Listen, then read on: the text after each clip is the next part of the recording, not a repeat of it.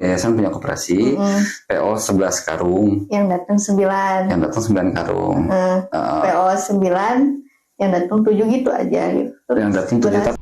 Ya, sebenarnya masalah kebiasaan markup produk dari segi biaya ini tanpa harus ada yang membuka, ini sebenarnya kita semua ya pasti sudah berpikir ke sana. Kenapa gitu? Karena memang kebiasaan markup biaya ini sudah menjadi kebiasaan kebanyakan orang-orang Indonesia, baik itu dari kalangan pejabat, pengusaha, bahkan lembaga-lembaga pendidikan di Indonesia. Kita harus sadari itu. Ya memang kebiasaan ini yang paling utama gitu, yang menjadi sorotan saya adalah ini sudah menjadi lumrah bahkan di kalangan dunia pendidikan, bisa dalam kalangan organisasi sekolah dan sebagainya. Ini sudah menjadi hal yang dianggap lumrah, yang walaupun memang sebenarnya ini salah. Dan inilah yang menjadi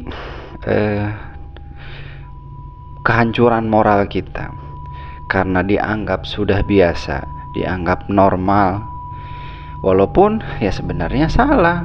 Dan tidak banyak yang mempermasalahkan hal tersebut gitu. Bahkan misalkan tokoh-tokoh agama sekalipun gitu, dan ya jujur-jujur saja dalam misalkan sekalipun institusi pendidikannya itu berbau agama, sekalipun ya mereka melakukannya karena memang anggapannya seperti ini.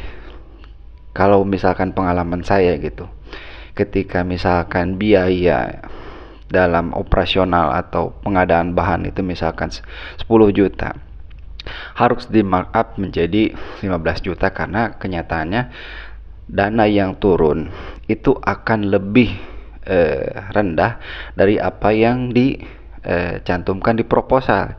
Jadi pola pikirnya seperti itu.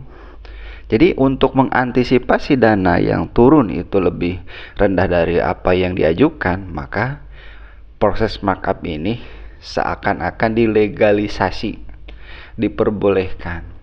Dan kenyataannya ini menjadi perusak moral kita, yang misalkan dalam pendidikan kemudian berlanjut ketika kita terjun dalam masyarakat. Yang paling merusak itu ketika hal ini dilakukan oleh para pejabat-pejabat negara.